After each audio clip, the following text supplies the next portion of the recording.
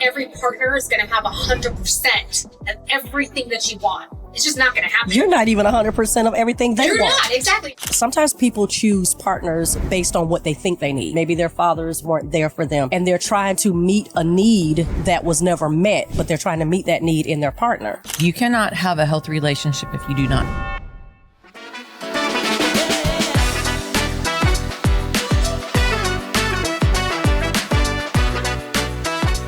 Hello, welcome. Good morning. We are doing episode 10. 10 for the win. Yeah, 10 for the win. Therapists Unhinged. Yeah, feeling unhinged today. Yeah, so today we're going to be talking all about relationships. Yes. We're going to be talking about, hey, you got to be unhinged but honest to our viewers. Mm-hmm. So I'll go ahead and jump in and start. Let's go. So, one of the big things that I know we see a lot of when we're doing couples work, and even just relationships in general, is not acknowledging that our past has to do with how we view relationships. Like acknowledging that not only our childhood, but our, environment, things that we have gone through, all that is the self-awareness piece. Yes. So I see just a lot of people not understanding why they're having failed relationship after failed relationship, and then when you dig a little deeper, it's either, okay, what kind of relationships did you see growing up? What kind of relationships, what do you want? What are your expectations? So I don't know about you guys. What do you guys see a lot of? All of it. Yeah. All of it. Right. And it's funny because you got to be a different type of person to do couples work. And I love it because a lot of times it is just, love my psychoeducation. You can't change what you don't understand. And even yesterday in class, we were talking about conditioning. And I said, there's the frog story, and I said, and even in family therapy, there's conditioning, and everybody's got their language and everybody's conditioned. So many times they're operating from, limbic brain emotions because they know each other so well, but a lot of times what they don't understand is that everybody's very conditioned into responses. And even though they've got a system, their pattern of behaviors are maladaptive, and a lot of times they don't see it. They really don't. And that's what I've really come in. And so I say it's great because I get to be objective. They're subjective. I'm objective. So I'm sitting back and sometimes, I'm looking and I'm watching. I go, wait, okay. And I get to know because I do a lot of individual plus couples work, which a lot of people don't do. But because I'm like, okay, you're showing up this way here, you're showing up this way there. But in relationships, that is not what's happening. And so sometimes, and even as therapists, you got to be a little bold to do, because I know you love it. And TJ, I know you've done it. You haven't done it lately, but sometimes I'm like, oh, here we go. But I know. And I didn't even want to touch relationship works, back in the day, but couples work, but now I do love it because of all the different dynamics. I like it. I didn't say love. I like it, and I will get back to it. But because I realize too, from my own perspective of doing couples work, there's 3 brains in the room, 3 voices, 3 brains. And sometimes it's hard to make that connection with both, the partners in the room to really make that connection and make it stick, because it's like they get it in there and then they go out in the real world and there are places where they live or whatever. And then they come back and it's like, okay, what happened last week? Like, what page were you guys? You guys were on the same page when you left here. What happened? And so that was a lot of the reason why it's like, let me step back a little bit and just kind of regroup and revisit couples at another time, because it's hard work. It's definitely hard work. And you have to have that skill to actually do it. You know what I mean? And you're doing 2 people. Yes. You're doing also the relationship. And, I know one thing with therapists is like, we have to think of the couple as the unit. You're not looking at individuals. So it's like we always say, like, okay, you have to have individual therapy as well, because you have to have that self-awareness, insight, and your role in the relationship. Absolutely. It can't just be about your partner's issues. It's a joint effort, and a lot of things too that I see in, like, let's say the younger ones, maybe not necessarily marriage, but like if individuals are coming to us and they're having all these relationship issues, or, they're failing and they don't understand why, diving deeper. Okay, what is your idea of a partner? What is something that you see as a healthy relationship? Sometimes people don't even know what to say to that. Absolutely. And then diving into like, okay, is it just chemistry, or is it compatibility? Mm. Because there's a difference between compatibility and chemistry, Mhm. you know? So I take it back to, again, you cannot have a healthy relationship if you do not have a healthy relationship with yourself. Absolutely. Like, absolutely not. And, you know, of course, we see this, oh, we're looking for people to, you complete me. No, you don't. No, you don't. I'm a whole, complete, autonomous psychological being. You don't complete me. I enjoy you. Compliment me. I don't need Compliment you. me. I like that. I choose you. Right. Yes, You know, I and love that's that. I a say that big all the time. difference. That is so true. Yeah. You know, because when we break it down, and I do a ton with fear and love, because you can't be in both at the same time. I'm like, but fear is need, attachment, love is choice and connection. Mhm. And that's the thing. A lot of times what I have noticed is that they really don't know. They don't even understand or even see how they're, well, like one person, oh, they're complaining, but they're also creating the situation, you know, and that's again, that self-fulfilling, you know, prophecy of like, you know, I do not want to be rejected. I do not want to be abandoned. And so I'm going to double down and I'm going to be everything so you can't abandon me or reject me. But you end up being abandoned and rejected because you're too much. You don't, it's because you're making it about somebody else. And it's funny because I also do a lot on like pressure. And I go, are you hearing, like, listen, like, hold on. Are you hearing what you're doing and all the pressure that that's just a little person.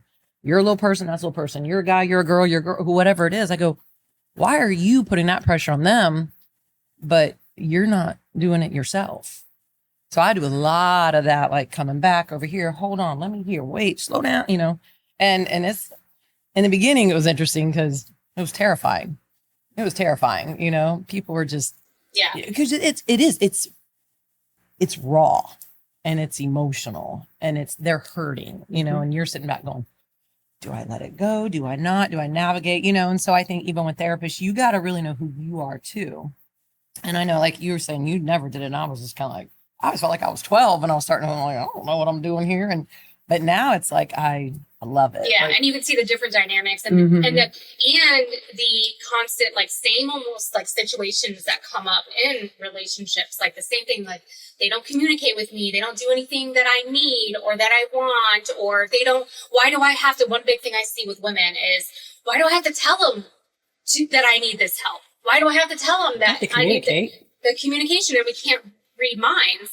And, you know, same thing as the guy. Why do I have to tell her that I want to have sex? Why do I have to say I need sex or whatever? It's like, okay, well, what has been established as what you both want, you know?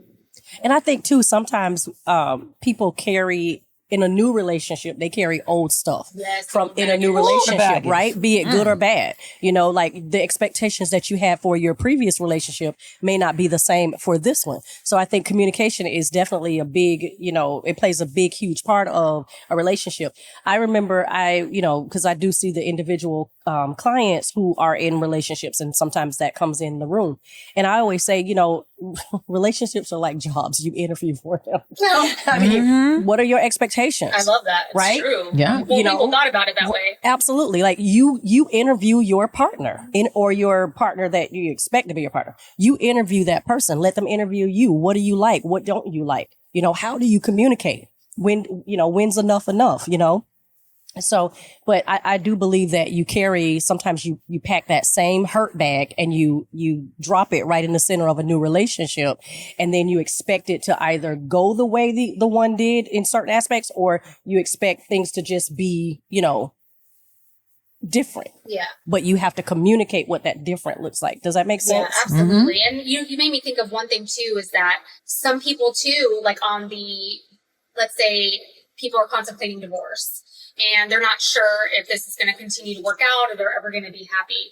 And then they think, well, you know, I'm getting that's where the attention, like the emotional affairs sometimes come in, and they're like, oh, well, I'm getting attention from so-and-so and this. And I'm always thinking, you know, I don't remember where I heard this. It was many years ago, but someone said it, and it's so true. It's like, we usually want 70% of, like, a person is 70%, let's say, the person that we marry, of everything we want. But that 30% that we don't have, that person doesn't have, we're going to seek that 30% out and other things. Well, that guy, he's showing me attention at the gym. He's telling me I'm beautiful. He's doing this because my husband doesn't ever tell me I'm beautiful. So we're seeking out just that what you think you're missing, but you're actually looking at the small percentage versus the 70% that you're actually getting at home. So he could be a provider, a good father, there for you, doesn't cheat, doesn't do all these things, but you know what? He's kind of lazy, or, he doesn't read your mind and do like take out the trash or just offer to cook for you, bring you flowers. But then this other guy's like, oh, baby, I'd bring you flowers, or wants to wine and dine you. And then that starts to, in the cycle, and I've seen this before, it's like they're seeking out. And I'm like, okay, when you break it down and people come to us and they're like, obviously it's confidential and stuff. And it's like, I'm talking to this guy, I'm married and stuff. And I don't judge them. Obviously, like, hey, you're in this situation for a reason, but let's break it down. What is it that you're seeking out? And it always comes down to, if you break it down what your husband's giving you, and then with this other person, they're giving you that small percentage. Those things that your husband, what if your husband, have you communicated exactly what you need from him? Right. Have you, done the therapy work? So it's funny, like, you made me think of that, is that I noticed that is very common. And even in my own marriages, it's like, you think about that sometimes. It's like, man, this guy, he's not ambitious like I am. I really want an ambitious man. And then, oh, but damn, like, he's actually a really good husband. He's a good father. He's a good provider. He's good at all this. It's like, am I seeking out just that one little thing that my husband doesn't have? So you have to think, like, not every partner is going to have 100% of everything that you want. It's just not going to happen. You're not even 100% of everything they want. You're not, exactly. And that's the thing. I was just waiting for the opening. I was waiting for the opening. Right, it's so true, because we want so much from our partners, and we're not willing to give the same thing to ourselves first. Yeah. That's the bottom line. Right. And I was like, hearing your language and you say seeking out, I'm like, why? Why are we seeking anything from anybody else? Yeah. And that's where I go again. And I say, and a lot of it too is, we see things as we are, not as who they are. And that's the thing. So of course, and I know y'all's relationship, I know your significant others and everything. And it's funny because I think, Nella, if you were married to you, Lord Jesus, oh my God. You know what I mean? Don't even say it. That's what I'm saying. And I think that would be too. It's like, and that's what I'm saying. Sometimes I'm like, oh, okay, no, thank you. Because, I'm a piece of work. I'd be fighting myself. That's what I'm saying. I'd be like, that's what I'm saying. Down. And so, but think about it now. And here's the thing. And it's like, it's when we're under stress, because, I teach the vulnerability stress model, and where do we go? Because that's that whole bell curve. And so we're all good. We're like, well, we were fine. We were good. What chapter are we on? What page are we on? Well, we were good there, but things are happening. People are losing jobs. You get in a car accident and the kid this and kid this. Well, and here's the thing. Everybody starts to go into their maladaptive, some people go anxiety, some people go avoidance, and we can talk about attachment styles, and then what happens is that if you don't know that within yourself, you double down on that. And that pattern of behavior is still here, but you've got anxious that's coming after you and avoidant that's running the other way. And you go, but he and she and she, and I go, yeah, but you guys are really good at it. You're really good at it, because this is a pattern of behavior. And that's what I'm saying. And so, but we were good yesterday. Well, you guys were on the beach having a cocktail, looking at the water. There was no stress. Nope. No. And that's the thing. Or, and I even talk about stress because I'm like, there's distress and there's eustress, but stress is stress. Oh, well, we're not doing so. I think we're going to have a baby. I'm like, please don't. Gosh. Please don't even get a dog. Don't get how about not even a hermit crab at this point in time? Can we please not? I mean, and that's what I'm saying. But everybody keeps thinking it's out there. And I go, no, baby. Like, what's going on here? And so I always use, especially when I'm working with couples that have kids. And I love, this is one of my favorite analogies. I go, think about it like this, because it's always the, well, we and the why and the how come. And I go, think about it like this. I said, your child, God forbid, I hate putting it in the universe, but something happened with your child. You're not thinking, did that child do his homework today? Did that child, you're thinking, oh my gosh, how fast can I get to that kid? What are we going to do? We want to do whatever we can to love that baby and support that baby and show up for that baby, because we know that that's our child and we are so confident in that. I said, but when you have your partner, the first thing that happens, instead of going, what can I do for you? It's, oh, the last time I said that, or the last time this happened, I got hurt.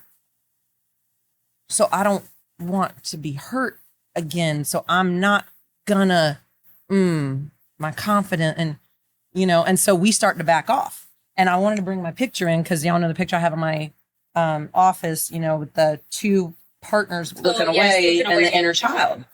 We're all operating from the inner child. Yeah. When you talk about, I'm like, we got to get to the root. Yep. We have to. Got to acknowledge it. We got to acknowledge that piece of our past, and I get it. A lot of people don't want to go backwards. They want to go like, a lot of people aren't ready to like dig deeper and say, yes, I had a horrible, and I saw a horrible marriage with my parents or whatever it was. It's like, okay, but that is still a part of you. It's still who, it shaped who you were, how your brain developed if it was young, a young age. So, what is it that you see? And then like I said, there are patterns, like, young women or or men that are like, a failed relationship. Well, okay, let's see the similarities with all these relationships. They're all ending the same way. They're all starting the same way. They're starting the same way. They have some of the same traits. Okay, so there's something there. Let's connect the dots. And it's like, once they do that work, and, I've done even that, my work, I was divorced, and, I got married extremely young, too young, and didn't know who I was, and didn't know why I chose, the person I chose. And, in hindsight, I was like, I didn't even know who I was at that time. Yeah.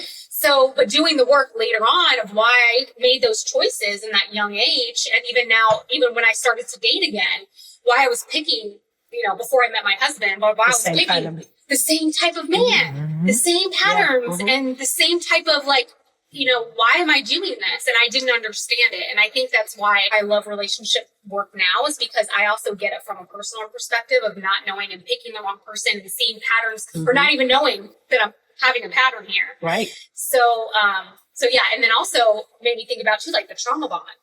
Is it a healthy bond or is it a trauma bond? Sometimes it is a trauma bond, because sometimes people choose partners based on what they think they need. Like maybe they didn't, maybe their fathers, especially women, maybe their fathers weren't there for them, and they're trying to meet a need that was never met, but they're trying to meet that need in their partner.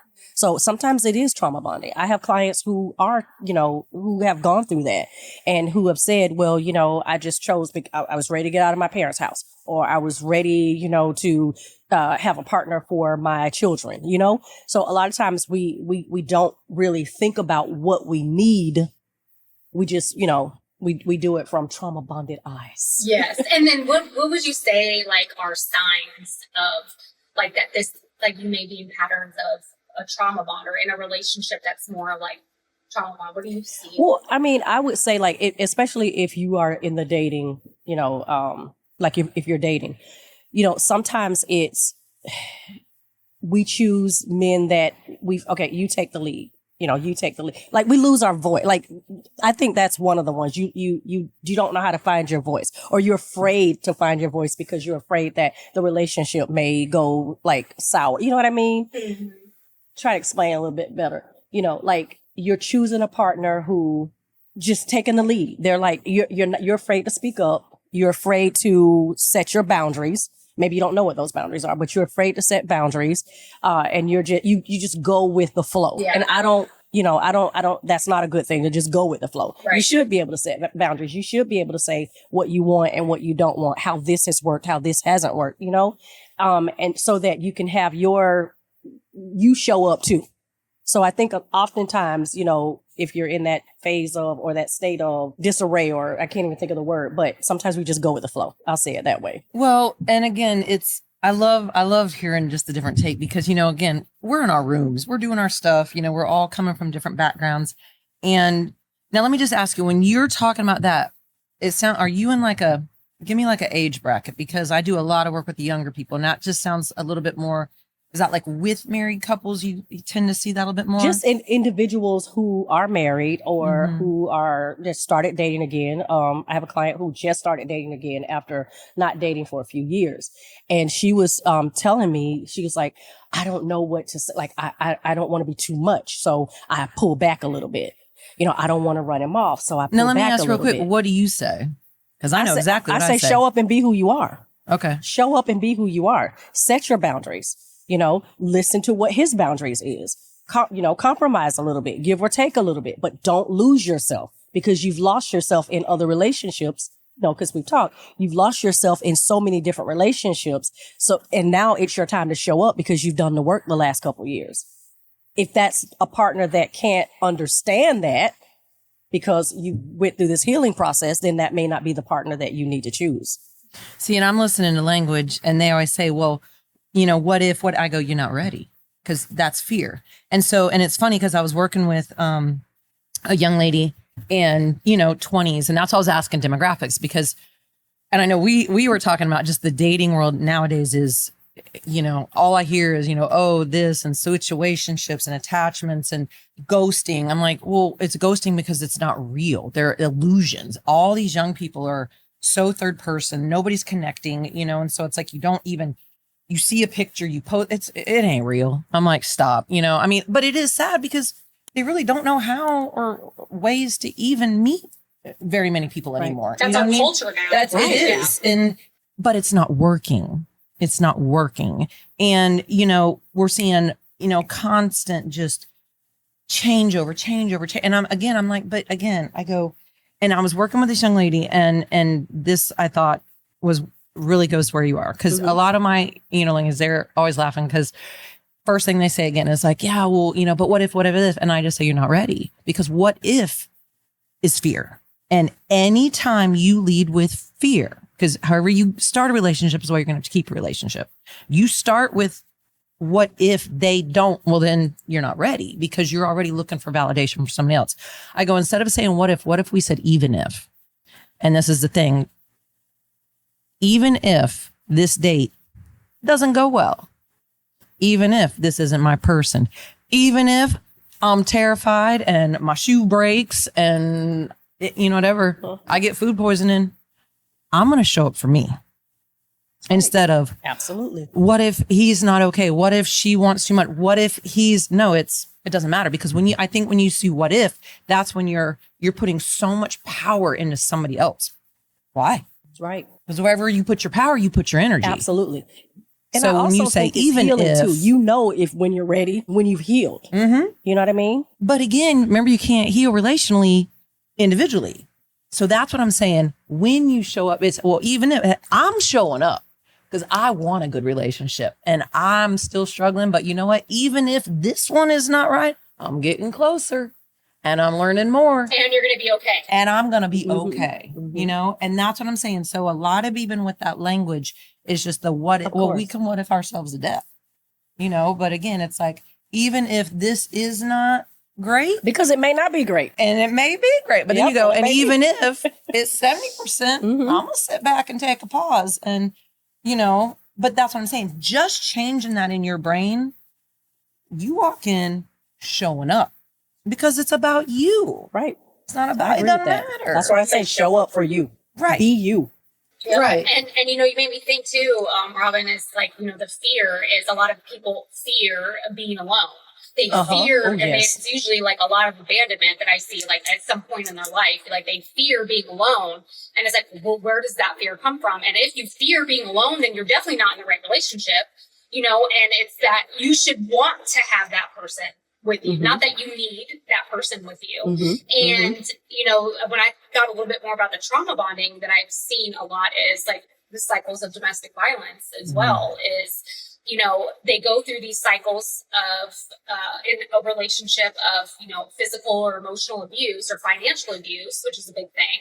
And they're abused, and then that person love bombs them, the love bombing, and I'm so sorry, here's flowers, here's this, do you want me to take you out? And then they're back in that cycle. So it's the trauma bond. That's a part of a pattern of behavior of a trauma bond, because it's like, I don't know if you guys have ever, you got to hear Eminem's song, with what's her name, Rihanna, that old song where they're like, I love you, I hate you, and it's like they fight and then they don't, and it's like a really deep song. And it's about basically, you're fighting, and then you're saying, I can't live without them, but I love them, but then they can punch you in the face the next day, or they can verbally abuse you, or they can steal your money, or whatever it is. And it's like, that's a trauma bond. That's not love. And I see that in a lot of, and I know that, working with victims of domestic violence is I've seen that pattern too, which is so unhealthy. Absolutely. They've created this pattern and they think that that's love, but that's a trauma bond. Right. But that's because they don't know who they are, too. Right. You know? Well, and they don't even know what love is. Right. And they've understand lost their it. voice or their sense to, Or they never had one. Or they never had one. Yep. And they fear Absolutely. being left alone. Right. Because even if that person treats them like shit, they're like, I'm okay, or I'll be okay because at least I have someone that loves me. This is them loving me. They tell me that they love me. They love bomb me. They, all that, but they're not saying it. And it's sad. Well, and it's also when we go back to development and the psychosocial development of, and we have the power and control wheel. I know, you use that when we talk about it. And this is where, and I mean, sometimes, it's heartbreaking when I have teens or, and the family, like I said, I do a lot with the family systems and what's going on in the family. And then you'll have a young person or even, whatever. And they go, well, at least he didn't hit me. Or at least, or, hey, Dr. Robin, is this domestic violence if, and I said, anytime somebody is hurting you to gain control, that is not love. That's abuse. It is abuse. And here's the thing. And so we're talking about relationships. And of course, we're talking about, intimate, interpersonal, and, but there's friendships and there's, parents. And anytime it's, yes. And I'm always that too, is like, okay, they may love you. And I'm not going to tell you they don't. I'm not going to tell you how, but are they operating from that? Because, and then I go, okay, what is love? Because again, we go, okay, love and fear. And I know I've said this before, present the same. Fear is behavior change, and then we attach emotions to it. And so a lot of times we don't understand what is fear, what is love, because we always go to that, and so it's like when somebody doesn't even understand and they go, but he did this or she said that. And that's where they don't even, sometimes people don't understand what's their definition of love. That's where I go back to what does love mean to you? Yeah, exactly. This is well, love. If you could just completely take this relationship out of the picture and just think of what is love to you. Absolutely. Is that what that person's showing up in? Is that person then the definition of your version of love? And having people kind of sit back and oh damn, I guess not. So right. Well, and then even again, nobody can treat you better than you treat yourself. Plain and simple. And as long as you continue to beat yourself up, you have just allowed everybody else. And one of my favorite quotes, even when I was a little kid, Eleanor Roosevelt said, nobody can, or what is it? Nobody can make you feel any type of way without your permission. That's true. I do share that too. And and you said something earlier, and I've shared with my clients too. You are in a relationship with yourself first. If you don't know what you like, what you don't like, what you're going to tolerate, what your boundaries are, you can never tell somebody else, right, how to treat you. We teach people how to treat us. Oh. You know what I mean? We teach people what we're willing to accept and what we're not willing to accept, what we're going to do and what we're not going to do. Because if you don't, you give them the ability to choose for you. Mm-hmm. And sometimes we do that. There it is where your voice doesn't show up and it's like, well, you know what? Well, at least he loves me. Yeah, well, you know what? He told me he cheated, but at least he came home last night. At least he's calling me. Yep. And those become acceptable because we don't teach people how to treat us. Well, because again, we don't know how to treat us. We have to learn. And that's the thing. That's a part of it. And I just, and it's funny because, I work so much, so many of my clients and, personally neurodivergent, when the emotional dysregulation, everything is so you really don't understand emotions for so long. And you just said it. It's like when we don't understand it because we're insatiable learners, we're problem solvers, we don't even know how to communicate it. So it's like we continue and we dehumanize. And so it's like, okay, but I did this, expect that. Yesterday we talked about causation and correlation, which we know that is not true. If this, then that. I said, but it's not, because again, it's a human experience, and it, sometimes again, we put our beliefs and our expectations. Well, we did this. Why didn't, no. When you want to give something, you give without expectations. Mm-hmm. When you give it, that is a gift. Whatever they do with it, you don't get to say anything about that anymore.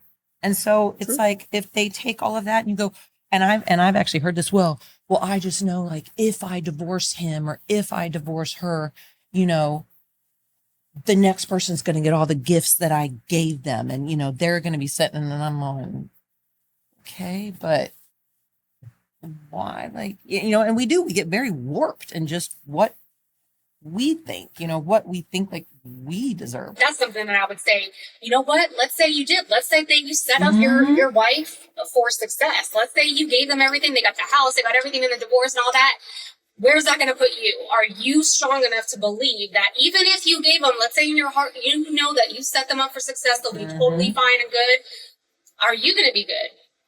You did that once. You were able to give and give and give and give, right? So what makes you think that you won't be able to be happy and do it again for someone else? Like, no, like you'll be able to. So it's like thinking like, okay, maybe you're right. If I'm going to give you the benefit of the doubt, your soon-to-be ex-wife will have everything under the sun. But you know what? You're going to be fine, aren't you? Like, you'll be Something okay. to think about. Yeah, exactly. Something to think about. You made me think too before when you said something about like the what if is I thought about these young people dating and they're not saying no. They're not saying no. I don't want a relationship. But they're not saying yes either.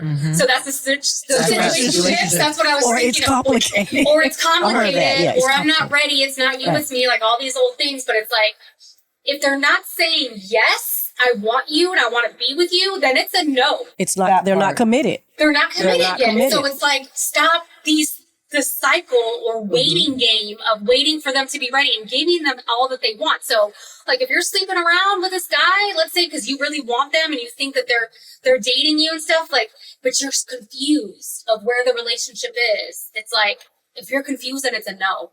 If they're giving you those mixed signals, then it's a no. Move past it. Because what are you getting from that? Obviously, they're not giving you what you want, which is a relationship. And they haven't told you, yes, I'm going to commit to you. I want you. This is like a good thing for me. So if it's not a yes, it's a no. That's what I'm saying, because I'm like, gray is gray. You know, we got 50 Shades. Oh, and they're making books and everything else. But no, if she, and you know, it really does. And I break down like that. I'm like, okay, and So let me ask you a question, Dr. Robin. girl, here we go. Deer in the headlights. So you said several times, and I agree. Sometimes the way we choose partners, male or female, the way we choose our partners is oftentimes we choose what we don't want because we don't know ourselves that well. Tell our listeners what's the first step in knowing yourself, or, being self-aware of yourself so that you can, grow in a relationship with yourself. So it's funny because I was asking Nella, I said, I was doing this little, like assessment type thing. And if we have time at the end, it's kind of fun. And a lot of times one is just, working with athletes, working with students, always doing psychoeducation. I'm like, one, the only constant in our life is change. And so many people are like, but I don't want change. And I don't like this. And I don't like that. And we're always telling ourselves what we don't like. I said, what do you like? What do you like? I said, what are you operating from? Why do you keep saying, but again, I'm like, you got to get real with yourself. I said, you have to get real with yourself and you got to meet yourself where you are right now. And, a lot of people, I think, start to look at the outside pressure as far as like, okay, now I'm done with high school and I'm done with college and it's time to get married. Or, a lot of times it's like, okay, but isn't this what I'm supposed to do? And I'm like, I don't know. And so I think I always say, okay, but what do you want to do? Who are you? And it's funny that you asked that, because even the young lady that I was working with, she, came off with, my parents have been married 50 years, and I see that and I want that. But here we know anything but after anything is a justification. And I go, period. You want that. I go, but you just put limitations on yourself. So you don't even, one, believe it's true. Two, it's attainable. Three, you're limiting yourself. And so you are going to find those people in the frequency from which you're operating. So you can't get upset. I would say, listen, if you're the little princess in the palace, which is great, awesome, own it. That's who you are. Okay. That's who you are. But you want to go down, and hang around with the workers. Cool. But you can't get upset when workers act like workers. So you got to figure out like, okay, but But if you don't, I mean, you know what I mean? And so I think a lot of times too is that self-acceptance is accepting all of you. There's a lot of things we don't like about ourselves. Okay. Doesn't mean they're not there. And if you are not facing them and addressing them, they're going to show up in ways that are maladaptive. And even like when you talk about or choosing, once you get to understand yourself, and again, athletes, it's so funny, elimination of fear. When you get to understand that and you go, okay, this is what I've done before. I don't want to do that again. And you get real with yourself. Then you meet somebody and go, hey, Dr. Robin McCormick, nice to meet you. Oh, I love this. And wow, yeah. Well, this is why I just know where I am. And I know I struggle in this area. And I know sometimes even in arguments, I tend to get a little, non-emotive. I'm a doer, and you just kind of say, that's just who I am. Take it or leave it, because you got to be who you are everywhere you are. But you're always learning, always learning. So even with that self-acceptance, because I what I'm hearing is you're saying first, the first step in knowing what you want for yourself or spending time with yourself or getting to know yourself is self-acceptance. So accepting yourself for where you are. And if there's changes that need to be made, a willingness to learn of yourself so that you can continue or journey down that pathway to wholeness. Because I think that's important. There has to be a level of wholeness within us in order to be able to meet someone at the table, so to speak. You know what I mean? And get what we want. Right. And get what we want. I think you got to know your self-acceptance, willingness to learn things that, you do need to learn in order to change so that you won't put those unmet needs on someone else. Oh, I like the unmet needs. Well, and even that's fear. Fear is attachment and need. We have everything we need.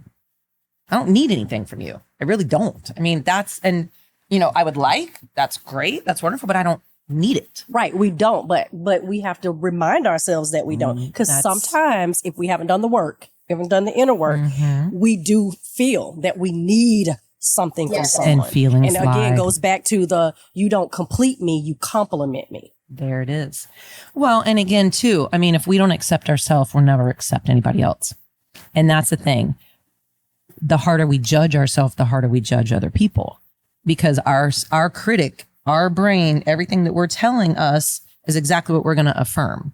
And so if we're just like, yeah, wow, man, I really screwed that up, baby. I apologize because I sucked in that I'm getting better. And how do we do this? You got to collaborate, because a lot of times I said, our biggest battle is within ourselves. But, sometimes we're standing on the battlefield with a sword. Yeah. And that made me think too, we talk a lot about love languages and relationships and stuff like that. And it's people know the basic of love language. Most of the people that kind of know, or they've heard of it in some way, but it's do you know that you give what you want normally? That's our natural instinct. Ooh, so you're giving your own love language because you think that that's what they want. You just said something. Yeah. Because, I find that so often. Come on. Because I'm all I heard from that, what she just said is there's 5 love languages and then there's mine. Yes. Yeah. Because you're giving. Yes. You're giving what you want and what you think what that person needs and wants. But no, you're really just giving what you want and what you need. So when you have that, so if my love language is I like gifts, well, I'm going to love bomb people with gifts, right? Because that's what I like. And I think it's sweet. And that's what I like. Well, that person could give 2 shits about that. They'd rather you have acts of service. They'd rather you do things for them. And so that's where we have to understand is if you're in a relationship, you have to remember that you're going to be giving something that maybe you don't care to have and receive. But that person that you love or you care for, you're trying to develop a good, healthy relationship with, that's what they're wanting. Communication. Yep. What I want, what you want, what we expect. But again, it's seeing them for who they are, not for what we want them to be. Right. But that's our natural instinct, is what I'm saying. It's we're going to naturally give. I could tell you, even for me, one of mine is gift giving. I love giving gifts to people. It's just a part of coin little surprises and stuff, but that's because I like getting that too. So I have to remember a lot of people don't want that. Some people like words of affirmation, rather me tell them all the time, but that's not mine. I don't need validation verbally. I don't. Right. So there's the thing is I have to be aware of that in all my relationships, working relationship, friendships, things like that, so we have to be self-aware before we can give that appropriate love and a good time in our relationships. Well, and even with that, it's that we have to remember just because we do something well doesn't mean that somebody else does something well. Right. And that's what I hear a lot of times. Well, you know, why would you think? And I said, don't. I said, the whys don't matter. The whys don't matter. It's, you know, when you're putting that on somebody else again, no, baby. Like that's a you thing. Why are you upset about this? And I even say that too. I'm like, okay, hold on. But you're offended about this. So what's going on with you? Because he or she is just being he or she. And I always look at him too and I go again, and we're surprised again. Why? I said, because if you're going to do the same thing, but expect something different, but you don't, I said, then listen, baby, it takes two, both of y'all. And that's why I said, this is a pattern. This is a pattern. And so what do? It's like, okay, I got to start pulling out and breaking part of that pattern. Break the cycle. Break the cycle. So, well, ladies, this was a very good topic today about relationships. We can get so much deeper into this on different podcasts, which I'm sure we will. We can dive deeper into some of these things that we talked about, like, you know, trauma bonds, you know, some myths, maybe things like that. yeah. So this kind of just touched the surface of relationships. And I think like a big thing that we talked about today was knowing yourself, loving yourself first. Yes. Before getting into relationships. Like, it is so imperative for you to do work. And I always tell, if you're out there and you haven't done therapy yet, and you're, let's say, in your 20s and you're like thinking about getting into something serious now, like you said, maybe I finished school and I'm getting comfortable with my life. Have you done therapy? You may not, it doesn't mean that you need to have depression or you need to have this. It just means you get to know yourself, get to know what you want, like, and what you're going to need in your relationships. Like, it's healthy, because if you show up healthy for your partner, you're probably going to get a good, healthy partner because you are healthy and you know how to choose. So that is what I'm going to end it with today. And thank you, ladies. Thank you, listeners. All right. Bye.